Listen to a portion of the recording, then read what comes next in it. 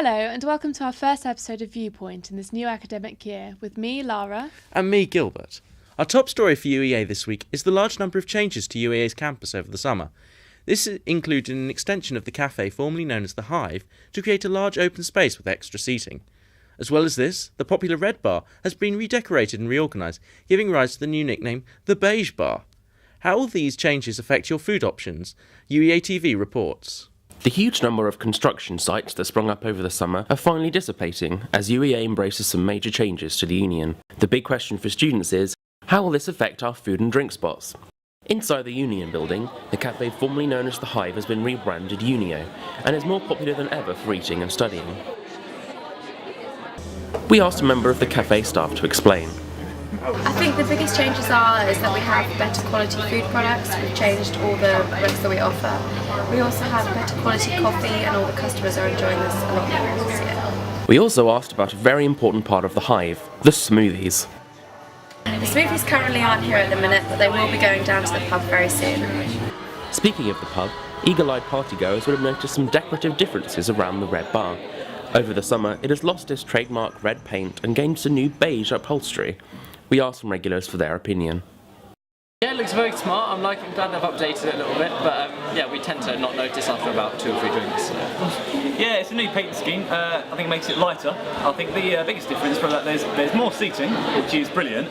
I'm a bit gutted that a few of the pool tables have been moved out. I would like to have kept those, but like I say, there's more seating, great for socialising, and yeah, lighter. It's great. So overall a thumbs up, but is there anything this new look is lacking? The Red Bar, I can't really call it Red Bar. It's painting Yeah, it's red. lost its name, yeah. Missed the red. But I preferred the red paint theme, but the more seating is great. But I would have much preferred them to have left the pool tables because that was what I enjoyed. And the table football. Yeah, that's Oh yeah, the table football, yeah. One of them's there. Yeah, There's only a couple left though, like half of them are gone. Yeah. Finally, UEA TV will be moving to a new office. We're currently sharing with Concrete. New rooms will certainly be appreciated. This is Chalkley for Viewpoint UEA TV. After heated debates about transparency in the Union Council, the Vice-Chancellor has revealed some of the big changes happening to the budget of the Queen's Building. Hi, my name's Zoe. I'm the station manager of UEA TV. I'm really sorry to interrupt this broadcast, but I've got a very important message. On Saturday the 25th of October, which is the UEA Open Day, we're taking over the UEA Square. This event is going to be huge. We've got live performances from Little Red Kings, Daisy Victoria, Matt Watson, UVA's very own dance squad, Katie Rue, and UVA's African Caribbean Society, which is a huge celebration of Black History Month. And we all know how dangerous it can be to insult a janitor. You better be there. Now we're introducing a new spot into our regular Viewpoint programming with concrete headlines, and for this we would like to welcome Peter and Elliot. Thank you for joining us. So we've got some really interesting stories in concrete this week. We do, yes, we do. Especially on the front page. Service. I think it's mainly just the lateness. Yeah. And the unreliability and the fact that, well, if people publish a timetable, you kind of reasonably expect that that's going to have some bearing on when a bus is turning up. Yeah, it's getting a bit ridiculous now, I would agree. It doesn't really. Yeah. Which is one thing. And so you can't rely on these sorts of services if you need to get to lectures, seminars, whatever, if they're just not turning up when they're saying they are. The second story on the front page is about the NUS. Like, it's one of the things that's particularly strange about the minimum wage is that it's not really a minimum wage for everybody, which is something that people forget. So young people get paid a lower minimum wage than people over 21. People who are apprentices get paid a minimum wage of £2.73, and then there's the whole debate over the living wage of whether it should be bigger. And the NUS has been attacking the fact that the minimum amount that apprentices can be paid has risen by just 5p, while wages for adults in employment, the minimum amount has risen by 19p. And it's not as if those people work any less harder or need to support anybody less. Yeah. And I think also if you want to give this story some sort of national context, you've got this Tory minister who's been standing up, blathering on about... Oh, yes. How disabled people, don't deserve the minimum wage. So I think this is sort of an example of where something sort of that's student-related sort of fits into sort of wider national picture, which is the kind of thing that we're always keen to highlight. Yeah, definitely. There was another story that's kind of dominating campus at the moment, Peeing which in the was about shower. yes. Yes. I think this has divided people somewhat. Some people throw their hands up in horror. Yeah. It's interesting though. It's not a new idea so much in the world. I think in Australia, what people say that. And talking from like a perspective of it has caused division. Like the division hasn't really necessarily been over whether peeing in the shower is a good idea. Yeah. It's been about the fact that it's not just a UEA campaign, it's part of an Empower competition. And Empower, of course, have been highlighted at UEA repeatedly as being a company that gets a lot of its sources of energy from fossil fuels, like a vast majority from fossil fuels. So it's a bit strange for them to be promoting an environmental campaign. A lot of people have been seeing that this is just greenwashing. But the people who are doing the campaign argue that they'd rather, they're quite happy to take Empower support to do something that they see as environmentally friendly. And that's up to them. But Which that's I kind think of it been the undoubtedly division, is. I mean, think. it does save an awful lot of water. Like the old idea of putting a brick in the cistern. Just Yes, to save water exactly. when you flush. Because it is, I mean, God knows how, I don't know what the average cistern has. That's not. Oh yeah, I'm not information sure that I have, actually. so No, I have to don't have that information. But yeah, I think they say, what is it, 26 Olympic-sized swimming pools? Yeah, something like 26 Olympic-sized swimming pools, which is the size of the pool in the sports park. Yeah, people and would save them water they every were year. hoping for 15,000 people, weren't they? To Yes. Well, imagine you've had 15,000 people Yeah. saving 26 Olympic-sized swimming pools every single year.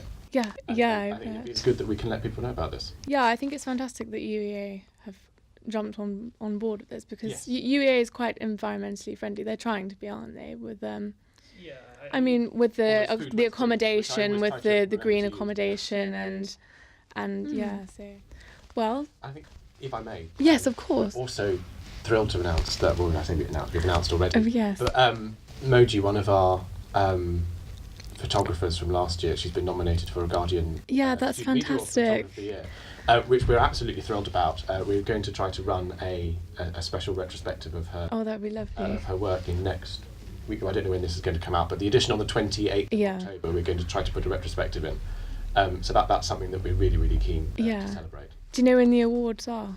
I for that? think they're sometime in November. Okay. Towards the end of November, maybe. But don't quote me on that. Okay. It's on the internet.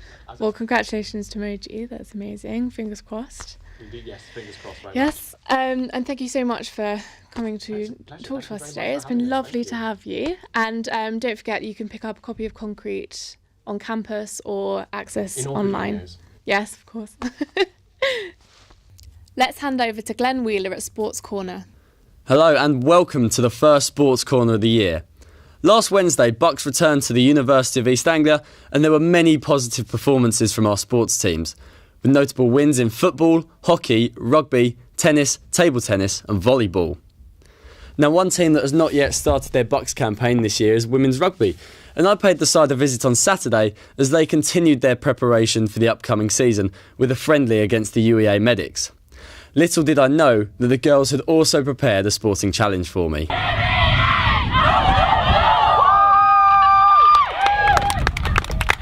So I'm here with UEA Women's Rugby fly half Ellice Rayner. Hello. And we are going for a kicking challenge. Our first, UEA corner challenge, sports corner challenge. You ready for this? Yeah, born ready. Yeah, so it's going to work. We're going to have one in the centre and then we're going to have two from further out each sides, and best out of five is the champion. So let's get cracking. Let's do it.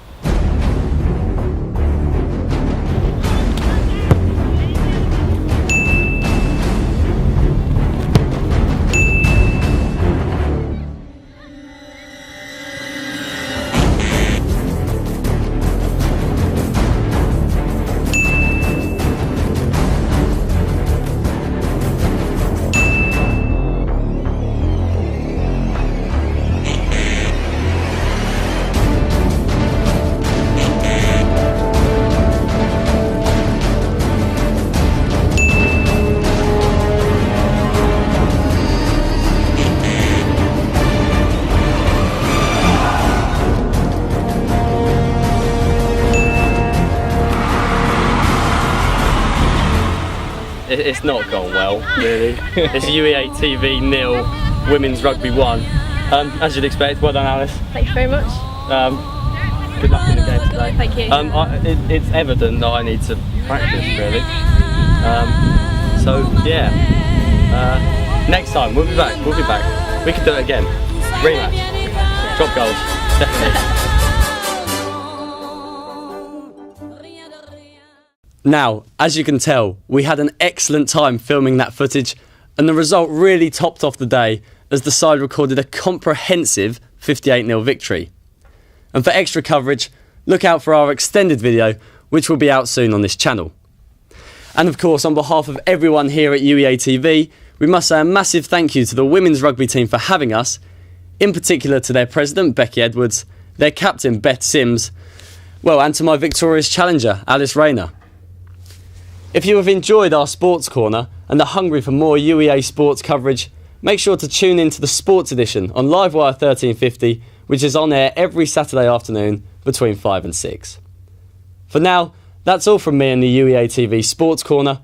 I'll be back soon, but in the meantime, make sure you follow us on Twitter at UEA TV Sport. We are very lucky to have in the studio the directors of the hottest theatre ticket on campus, Dr. Faustus. Thanks for coming, Alec and Maya. Before we begin the interview, let's have a look at your trailer.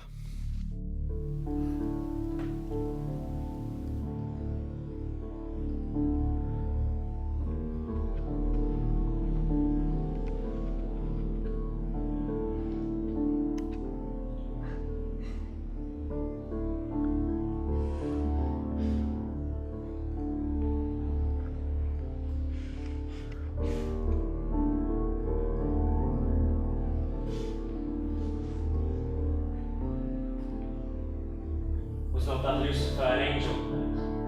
Yes, Faustus, the most dearly loved of God. When Mephistopheles shall stand by me, what power can hurt me? Fear not, Faustus, to be resolute and try the utmost magic can perform. Settle thy studies, Faustus, and begin.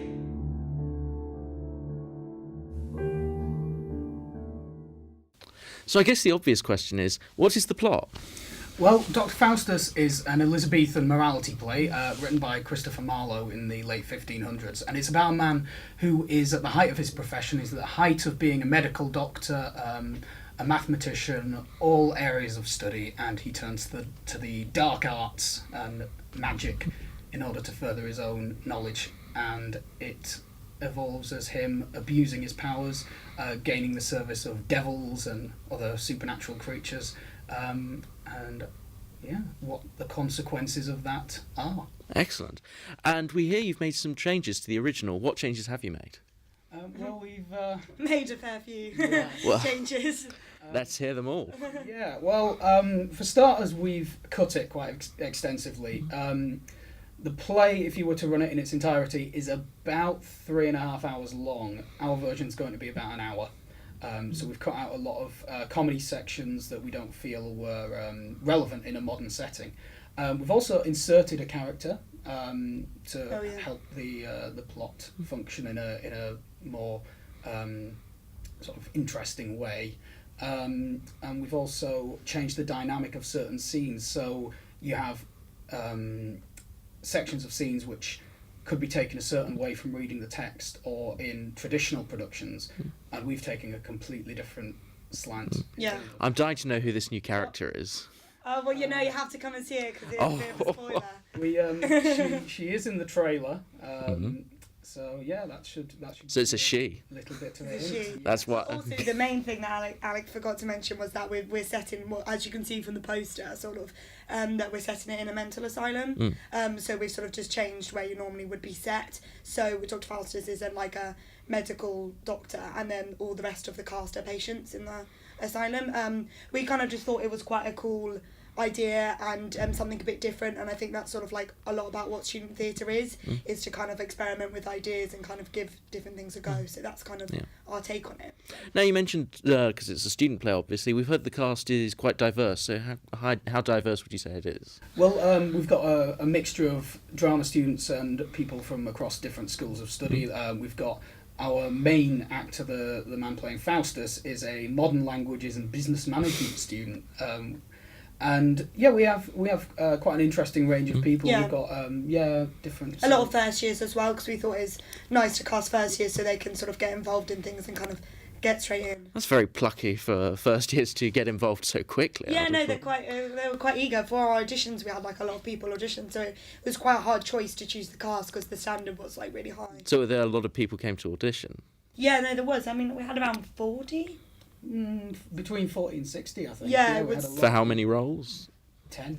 Blimey. And also, I mean, so Faustus and Mephistopheles are the main roles, and then the rest are chorus. So it's quite sort of like difficult to choose, really. Just to explain, Mephistopheles is the main demon that Faustus gains the services of. Yeah. And we've done another change on that front. Yeah. Usually Mephistopheles is played by a man. Played by a woman. Wow. Well, and sounds like I'm sure you had some great fun rehearsing for it. Are there any funny stories, anecdotes you can tell us from the rehearsals? There's a few, but then some of them probably aren't so appropriate, and some of them probably a bit like in jokes, and if I explain it wouldn't be that funny. Well, it's a family show. So Alec has got one from rehearsals, and he didn't want to say it, but I think he has to because it was during the audition. Go on, we're dying to hear. Essentially, we were doing the recall auditions for Dr. Faustus and Mephistopheles. We had them in pairs so that we could see how they work together, because they're the two that hold the play. And we had a moment where we had Mephistopheles shows Faustus a wife that she's conjured up for him, because he says, "I want a wife. I really want a wife. This would be great." And she conjures up a demon to be his wife. And when we were doing the recall auditions for that bit, the actor playing Faustus just looked at the ground really intently with a look of disgust on his face. It's meant to be like this horrible wife appears. Yeah, and it just we got the impression that he was looking at the floor like a small poo. You got the I wasn't thinking that at all. Alec was. And then the actress auditioning for Mephistopheles did a whole improvised bit about how there was a poo rising out of the stage in front of them. You didn't keep that in the script then? No, I did not keep that. Not sure what would happen if we just brought a poo onto the stage. I'm sure no one would mind. So I mean, it sounds like it's going to be great fun. So when is it, and how much is it to get in? It's £7 tickets, but £5 if you're a UEA student. Okay. It's on this Thursday, Friday and Saturday, so that's the 23rd, 24th and 25th of October. Okay. It's at the UEA Drama Studio. Yeah, and it starts at 7:30. For anyone who doesn't know where the drama studio is? Just opposite the LCR. Excellent. Okay, well, thank you for joining us. It's been great talking to you. I hope everyone comes to see this. It sounds like it's going to be great fun. So yeah, thank you, Alec and Maya. Spread the word if you're watching this. We will. Before we go, it's time for the Society Spotlight. In this week's episode, we caught up with the ever-popular Headlights comedy. Have you ever seen a serial killer in the news and looked at him, at his face, and gone, "You could have been so much more"? Hello, I'm Sofie from UEA TV, and I'm here tonight with UEA Headlights Comedy Society at their weekly meeting, which is every Friday at 7 p.m. in congregation. What's the story, Balamori? They started the evening with their Bring Your Own Funny, where people can come up and do their own stand-up comedy, and then they moved on to some games like Party Quirks, Zip-Zap-Boing, and Freeze Tag. Rubber sheets, check. Incredibly large knife, check. Mask, check. I'm all set for my interview with Fetsock. Sexual deviation. Very nice. Some cork items have never been proven. You're preparing. Oh my God! What have I done? No one after loving, I have killed you. Whilst we were down here, we got to catch up with a long-line member of UEA Headlights, Stuart Cooper. I always had a strong love of comedy, and I always wanted to join a society to make it more of a big thing for me. I've done this society 3 years at undergrad, and it's great to be back after a year out, so I'm hoping for another good year here, and with more stand-up opportunities and more big events. My highlight over the last 3 years is definitely performing in the showcase in front of 200, 300 people. It was a really good opportunity for me, and doing it in the LCL was always a nice experience, and that was right at the end of my 3 years here, so it was a very nice way for things to end. Normally a little bit of drinking involved in going out to town afterwards. It's a great way to end the week, and with the opportunities here and the people to meet, it's definitely been a good part of my experience. Pull it in! You owe me a drink. Thank you so much to all our guests for coming to speak to us today. So a big thank you to Elliot and Peter from Concrete. And Alec and Maya from Drama Sock. If you've got any stories you'd like Viewpoint to cover, don't hesitate to contact UEA TV. Bye. Goodbye.